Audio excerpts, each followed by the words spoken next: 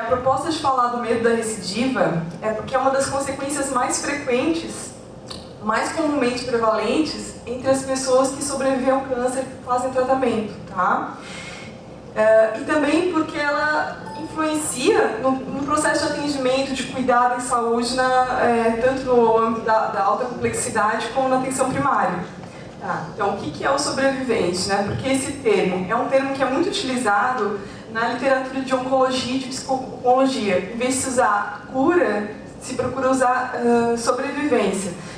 Bom, há controvérsias assim, sobre esse termo, né? A gente usa bastante, né, esse termo também. Em outro momento eu até gostaria de discutir um pouco, mas é um termo que eu vou usar na maior parte da apresentação. Bom, até porque muitas vezes se observou nos estudos que as pessoas que se tratam do câncer, que têm a alta, elas também não se veem como curadas prontamente, elas ainda se veem como sobreviventes. Bom, então, antes de falar do medo da recidiva, eu vou falar um pouco dessa alta, né, que é um processo considerado uma vivência paradoxal. Por quê? Porque ao mesmo tempo que a pessoa recebe a notícia de que ela vai ter alta, de uma atenção de alta complexidade, como aqui o caso do CEPOM, isso pode ser vivido, tem um significado de que eu estou melhor, vamos pensar como paciente assim, que eu estou melhor, que eu estou recuperado, que eu vou voltar a ter minha vida normal. Porém, também pode gerar uma insegurança, porque pode sair daquela proteção, entre aspas, né? Proteção por um lado, por outro também, que é o que significa o ambiente hospitalar, né? O ambiente de alta complexidade e os tratamentos medicamentosos também. Então, por exemplo, se tu tens uma vigilância médica mais frequente, mais excessiva, pode significar, por um lado, que você está adoecido, que você precisa de muitos cuidados, né? Mas que tem esse lado dessa conotação mais negativa, porém, ter com frequência essa vigilância pode passar a sensação de que a cada exame, a cada consulta médica, em que o resultado é negativo, reforça para a pessoa a sensação de estar curado, a sensação de que está melhor.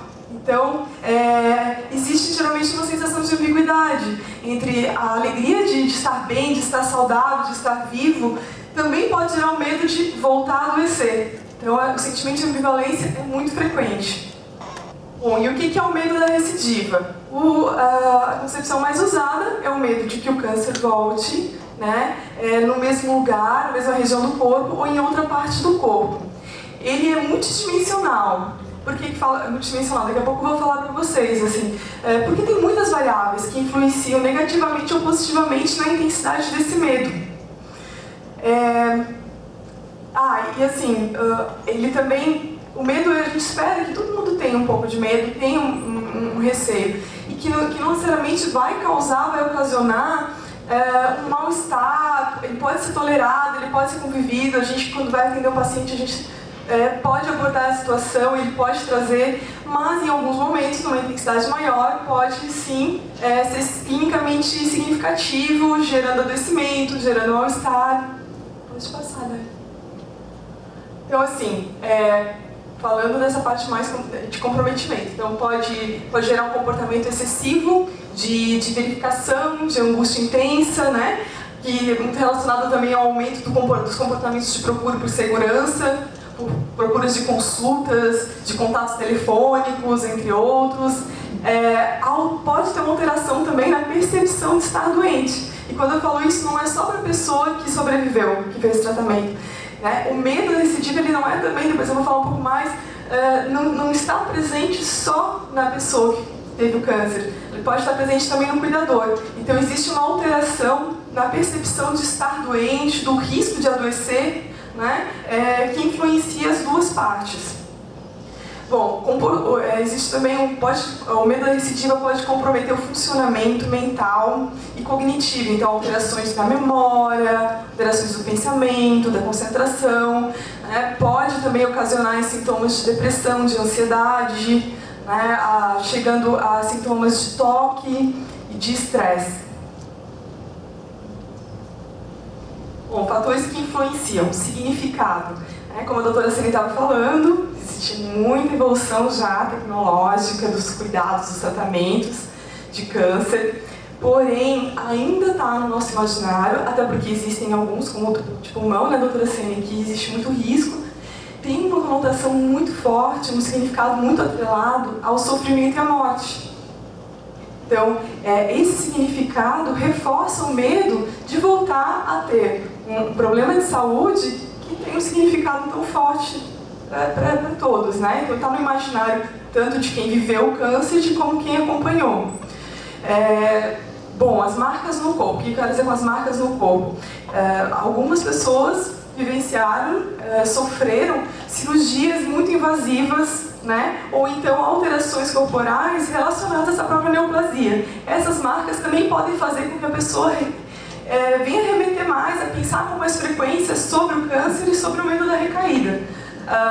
Também se observou muito nos estudos que perto das consultas, que às vezes até são desejadas essas consultas, também há um aumento do medo da recidiva, né?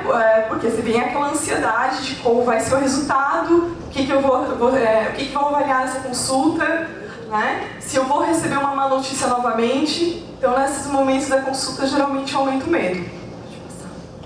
Então, aqui são algumas variáveis, tá, que influenciam positivamente ou negativamente na intensidade desse medo. Satisfação com o sistema de saúde. Então, quanto mais satisfeita a pessoa está com o sistema de saúde, onde ela é atendida, quanto mais vínculo, mais segurança ela tem, mais ela se sente segura, menos medo ela tem da recidiva, né? A idade. Geralmente, os mais jovens foi observado mais medo do que com as pessoas mais velhas. Mas os jovens que eu falo assim, era na faixa mais ou menos dos 20, 30 anos, 40, tá? Entre as mulheres antes da menopausa. Histórico familiar. Se a pessoa teve outro familiar que teve câncer antes, ou que sofreu, até que perdeu uma pessoa com câncer, aumenta o medo dessa recidiva. A extensão ou o tipo de tratamento. Quanto mais longo o tratamento, mais influência tem. Comorbidade. Se a pessoa tem algum outro comprometimento de saúde, dependendo né? Pensando um pouco nessa recuperação, né, doutora Sene, pode ter até mais de uma comorbidade, também influencia o medo, né? Obviamente, a recidiva ou diagnóstico de metástase, a situação financeira. Aumenta o medo quando tem problemas financeiros, gera mais insegurança. E eu acho que esse é um fator importante para a gente considerar aqui também na nossa situação, né, no nosso país, onde muitas pessoas têm condições desfavoráveis financeiras. Aqui, eu achei curioso esse dado, que é a relação com o gênero e com o nível de instrução, tá? Não tem pouquíssima diferença entre gênero, que às vezes a gente acha que as mulheres têm mais medo, né? Pelo menos muitas vezes está no senso comum, as pessoas relatam, tá? Não tem muita diferença entre o gênero e também o grau de instrução, tá? Não é porque a pessoa tem um alto nível de instrução, muitas vezes em ciências biológicas, por exemplo, que ela não vai sentir mesmos sintomas, as mesmas vivências que uma pessoa que não tem o mesmo tipo de estudo, o mesmo tipo de conhecimento, né? Eu vejo isso da minha experiência pessoal. Eu tenho algumas amigas que tiveram câncer, que são médicas, e sofrem intensamente, né? Que nem uma pessoa que talvez não tenha o mesmo tipo de conhecimento que ela. Porque a gente precisa ver que não a vivência de uma doença, a vivência de um câncer, ele passa por muitos âmbitos da gente. A gente não é só o plano racional, tá? Porém, por outro lado, o entendimento das informações e o manejo dos sintomas e a coordenação dos cuidados minimiza o medo. E aí, quando eu falo dessa questão do entendimento da informação, né, do manejo dos sintomas, no sentido da importância desses pacientes serem acompanhados, né, serem orientados, de ter alguém ali pensando junto, informando, manejando. Outros fatores que influenciam: o apoio social, o cuidado psicossocial e PICS diminuem o medo da recidiva, tá? Então, assim, alguns exemplos ali: os grupos de convivência, apoio psicológico, artesanato, busca ativa da equipe. O que é a busca ativa da equipe? Acho que a doutora Sene deu um exemplo também, assim. Existem alguns países que eles têm o hábito das enfermeiras ligarem para saber como é que está o paciente, né, como ele tem passado, ter essa busca ativa, que muitas vezes na atenção primária a gente tem a partir das agentes de saúde ou da própria equipe de ISF. A prática da yoga diminui muito, várias pesquisas indicando. Dança, no caso dança circular, são publicações brasileiras que relacionam, tá? e a gente tem aqui em Florianópolis também essa prática. E os projetos de vida, tá? Porque a capacidade de projetar além do aqui e agora promove a qualidade de vida. Gente, projeto de vida é a gente se ligar à vida, né? Lembra que eu estava falando do significado do câncer como morte, como sofrimento? Então, assim, a gente vai para o outro lado, a gente vai voltar a se ligar à vida, a projetar, ter projetos de vida que seja entrar numa atividade, num exercício físico, fazer uma faculdade, vários tipos de projetos. O que eu vou fazer amanhã, né? É poder ter essa sensação de continuidade. A Sally me lembrou também, quando eu coloquei ali de yoga, que você tinha colocado meditação. Tem muitas pesquisas que relatam que a meditação ajuda no medo da recidiva e também na promoção de esperança, tá? Relacionada com o projeto de vida, como eu estava trazendo. Tá, outro fator relacionado, que eu coloquei até aqui em saque, o cuidador. O medo do cuidador de que o sobrevivente tenha uma recidiva. Tá? Ele influencia o medo do sobrevivente, assim como o medo do sobrevivente influencia o medo do cuidador. É importante a gente considerar também a outra parte, quem cuida, quem acompanha. E quando eu falo disso, eu falo da família, né? Mas eu também falo do profissional de saúde que está mais ligado a essas pessoas, né? Os profissionais de saúde que estão ligados. Tá? E alguns estudos relataram uma intensidade maior de medo da recidiva do paciente no cuidador do que no próprio paciente, né? E a gente pode pensar em algumas possibilidades aí. Existe uma ligação afetiva, existe um vínculo, existe um medo de perder, o medo a dor de presenciar outra pessoa que a gente tem vínculo, sofrendo, passando por aquela situação delicada, né? Há tanto o familiar como também o profissional de saúde que constrói um vínculo, tá? E também outra questão que eu gostaria de destacar. E quando a gente está cuidando, quando a gente está ajudando, a gente está também entrando em contato com questões nossas, tá? É a preocupação com o outro, mas é também ser obrigado a se confrontar com a nossa própria finitude. É parar para pensar no risco de morte, né? Pensando nesse significado que está no imaginário relacionado ao câncer. Então, pensar, cuidar de uma pessoa que está adoecida ou que passou por uma situação de adoecimento é também mexer com a nossa vida, rever a nossa vida, né? E os nossos medos. Pode passar. Tá. Muitos estudos indicam a relação do medo da recidiva com o estresse pós-traumático, tá? Sintomas parecidos, como, por exemplo, assim, destacam os 3. A reexperiência, o evitamento e distanciamento e a agitação. Tá? O mais destacado, mais evidente, a reexperiência, que está em 50% das pessoas que têm medo de recidiva. Que eu também vou falar um pouquinho mais pra frente sobre ela. Mas eu queria também destacar, por experiência minha, o evitamento e distanciamento. Por exemplo, agora falando, me recordo de uma paciente, que a gente já tem pacientes na atenção primária que tiveram câncer, que trataram no CEPOM e que tem vínculo com a gente, nos procuram também. Né? E eu lembro de uma paciente que ela, de forma muito ansiosa, ela não se permitia dormir. Porque ela queria andar de bicicleta, ela queria ver o nascer do sol, ela queria ver todos os filmes que ela pudesse ver, mas em algum momento a gente pode achar que o paciente que relata descuidava da saúde, ela ainda estava em tratamento, às vezes se expunha a situações que não poderia, ainda estava com algumas sessões de quimioterapia também, tá? E aí, às vezes a gente pode ter a impressão que a pessoa está ressignificando o adoecimento, está curtindo a vida, está aproveitando. É importante a gente ter cuidado, né? Um olhar cuidadoso, delicado, porque ali pode ter uma ansiedade que está encoberta, né? Um medo muito grande de adoecer, de piorar, de não poder viver a vida. Então, o quanto essa busca ansiosa por atividades realmente estava fazendo com que essa pessoa pudesse aproveitar a vida, pudesse rever a vida, né? Que sim, existe uma ressignificação que é possível, sim, a gente vai até falar um pouquinho mais sobre isso. Mas é importante a gente ter esse olhar atento para o paciente, né? O quanto que pode ter um medo ali que está encoberto, quando a pessoa evita falar, quando ela evita olhar sobre isso. Tá? Pra gente não necessariamente confrontar o paciente, mas para a gente poder ter esse cuidado e esse olhar mais atento. Bom, esse texto aqui, acabei mantendo sem.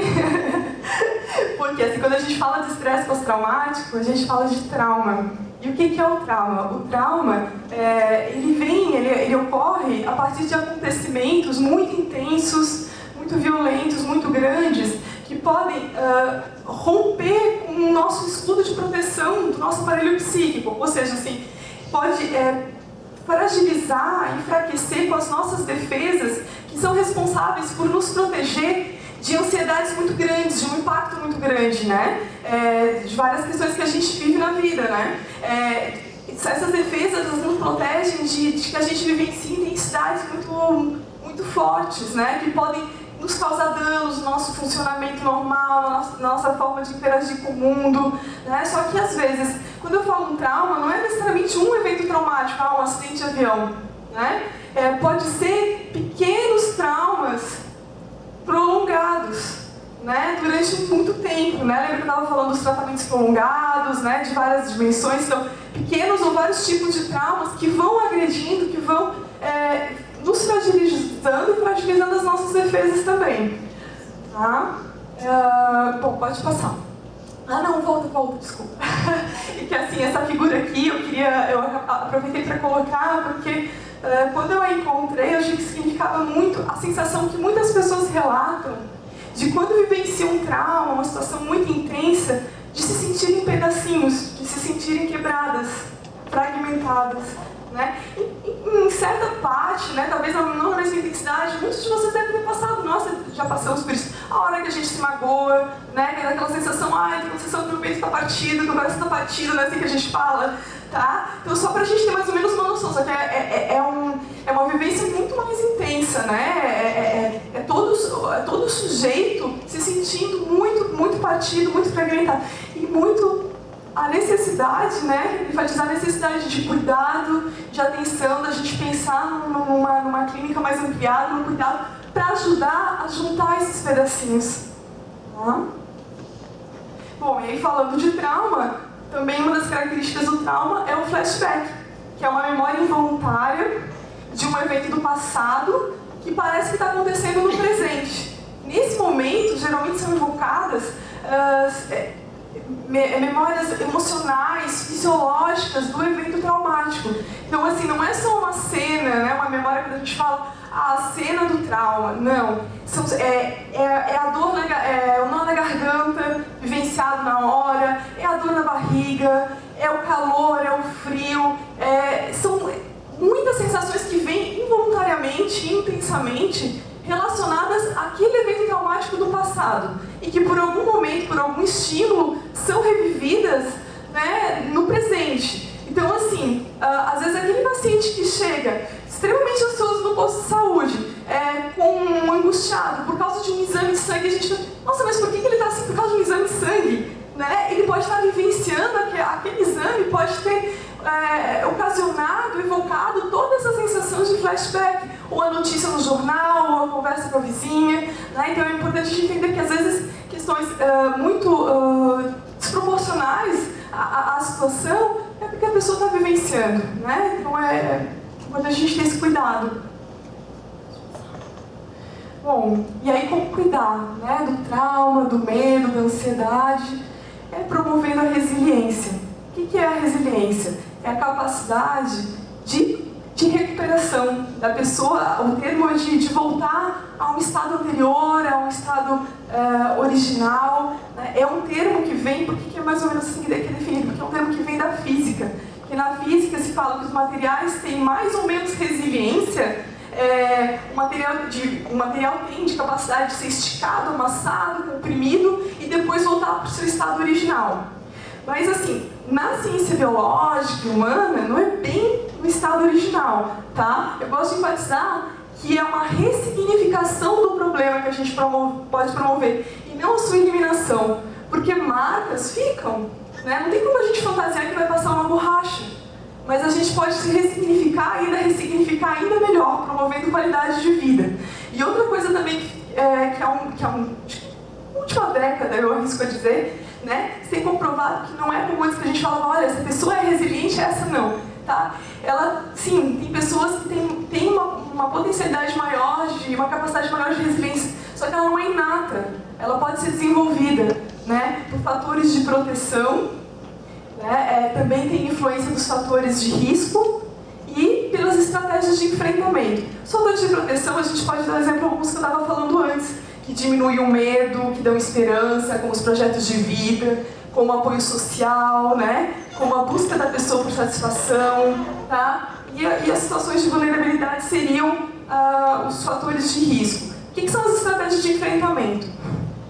As comumente estudadas e relatadas são essas aqui. Só queria trazer o cuidado de que, assim, elas não são bem separadinhas, assim, elas não aparecem assim na gente, nos pacientes que a gente vai atender. Tá? Elas são várias que ocorrem, né? E que uma influencia a outra também. Mas eu vou comentar rapidamente sobre cada uma. Tá? A ação agressiva. É a reação ao evento estressor com agressividade, seja física, seja verbal. Né? A evitação e também a distração, já vou colocar junto, tá? É evitar pensar naquele evento estressor, no trauma que está sendo vivenciado, é se distrair, não querer pensar sobre o assunto, tá? A busca pelo apoio social e religioso, né? Como a Dayana estava falando, tá? É buscar, assim, apoio com os amigos, com a família, com a comunidade, é buscar desenvolver uma espiritualidade ou uma religião. A ação direta é tentar enfrentar o problema de frente, tentar uma resolução, vamos lá, vou fazer o tratamento, e aí, doutor, me explica o que é, né? Ou então, depois que tem a alta, né? Como é que vai ser minha vida daqui pra frente? A inação é uma reação de passividade, de inibição perante o problema. Tá? A aceitação, nesse caso aqui, se fala da aceitação passiva, de tem que ser assim, então tá, eu vou esperar passar, vou ficar aqui passivamente esperando. A expressão emocional é a gente reagir com emoção, com tristeza, gritar, chorar, né? E a reavaliação e o planejamento cognitivo é reavaliar, buscar compreender o que está se passando, as consequências disso, né? Reformular e ressignificar esse evento. Bom, geralmente os estudos indicam que os que mais promovem resiliência é quando a pessoa consegue promover principalmente a estratégia de enfrentamento, que é a ação direta, a busca por apoio social e a reavaliação e planejamento cognitivo. São os que mais promovem resiliência e que a gente pode ficar atento também de como ajudar, de entender como a pessoa que a gente está atendendo, ou a gente também, nos nossos momentos de vida, né, estamos reagindo a esses eventos. Pode passar. Como é que a gente pode pensar em fazer parte, pelo menos, de um ponto principal, dessa promoção da resiliência, dessa ressignificação do problema, né? Que ferramentas que a gente tem na mão, que dispositivos que a gente tem na atenção primária? Bom, alguns exemplos aqui, né? A valorização do vínculo promove segurança, né? Promove muitos trabalhos, diálogo, o trabalho interdisciplinar. Bom, aqui a gente sempre fala de trabalho interdisciplinar no sentido da troca de experiências, isso é importante, de experiências, de conhecimento, mas eu queria destacar aqui que é o não estar sozinho. A gente não precisa estar sozinho, a gente pode estar junto, a gente pode estar trocando, né? Que dependendo do tipo de questão que a gente vai trabalhar, a gente também precisa de apoio, a gente precisa compartilhar também. A articulação em rede, que a gente tem buscado na atenção primária, ainda tem muitos desafios pela frente, mas a gente tem buscado muito trabalhar em rede, com outros níveis da complexidade, dentro da comunidade, dentro do território, tá? O cuidado longitudinal e o território, né? A pessoa sobrevivente, a sua família, estão no nosso território.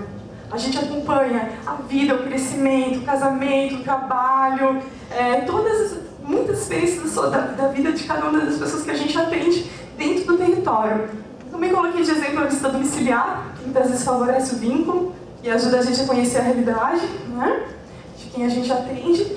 O PTS, que é o Projeto Terapêutico Singular, que é uma prática que cada vez mais a gente tem adotado, principalmente para casos mais complexos. Nesse caso, ele vai muito, eu gostaria de destacar que ele é muito mais do que uma prescrição de uma equipe de saúde, uma prescrição médica. É um pacto, né? É um projeto que ele é pactuado junto com a pessoa, junto com o paciente, junto com o familiar. Né? Então não é a gente dizendo, olha, você tem que fazer exercício físico, você tem que parar de fumar. Não, vamos pactuar que tipo de atividade, de que formas a gente pode negociar e pensar nesse progresso e nesse cuidado. Tem indicações? Tem. Mas como é que a gente pode pensar junto, o que a gente pode combinar? Então isso promove muito mais uma resiliência e um vínculo e valoriza muito mais o processo de autonomia da pessoa que a gente está atendendo.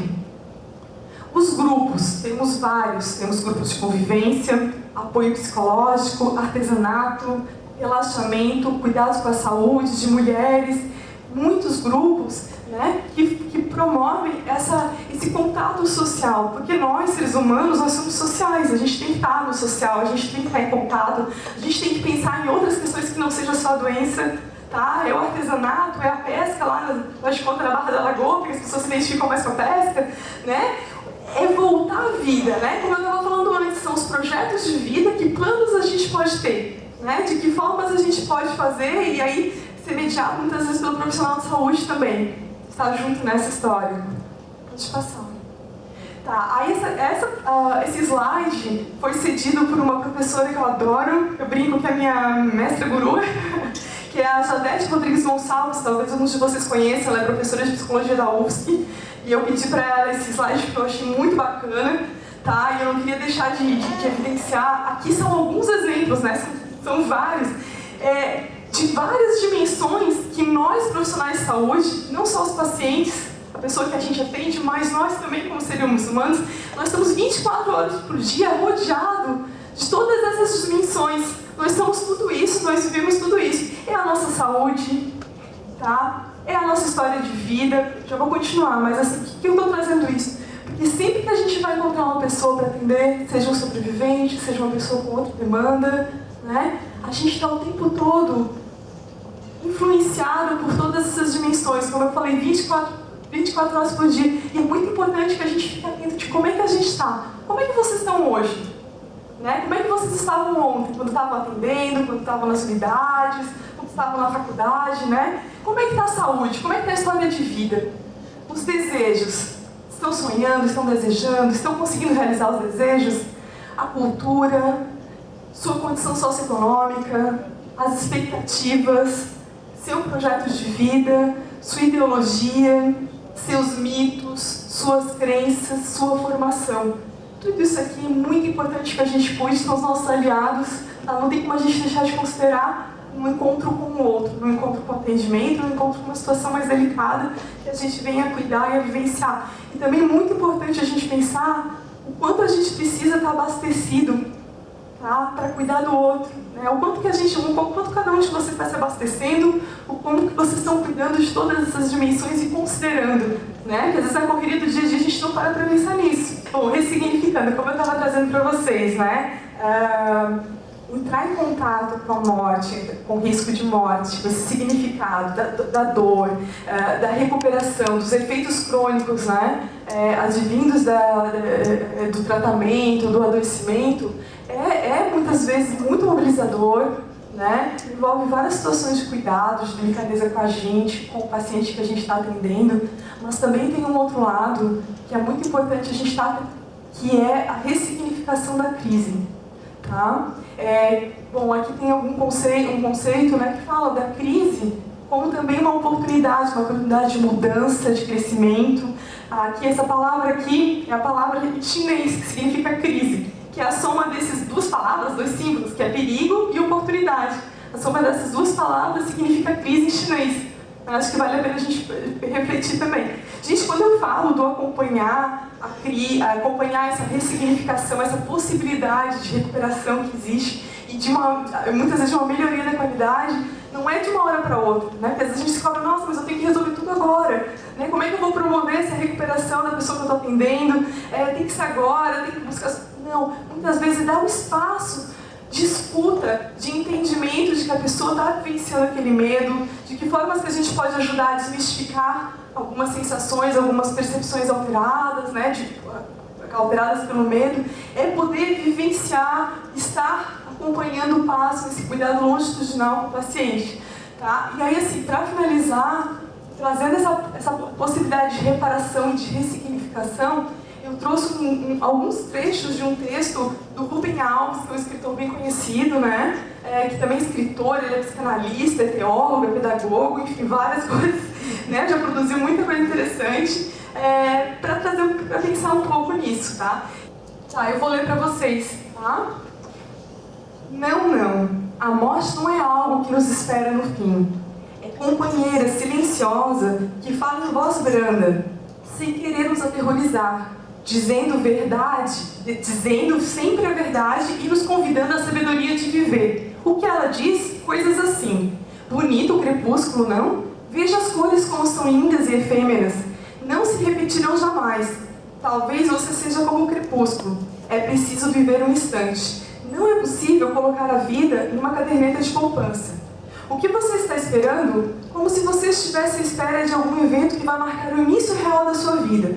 Formar, casar, ter filhos, separar, descobrir o verdadeiro amor, ficar rico, aposentar. Como se os seus instantes presentes fossem provisórios, preparatórios, mas eles são a única coisa que existe. A branda fala da morte não nos aterroriza por nos falar da morte, ela nos aterroriza por falar da vida.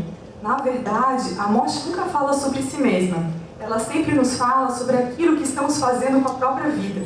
As perdas, os sonhos que não sonhamos, os riscos que não tomamos por medo, os suicídios lentos que praticamos. A morte tem o poder de colocar todas as coisas nos seus devidos lugares.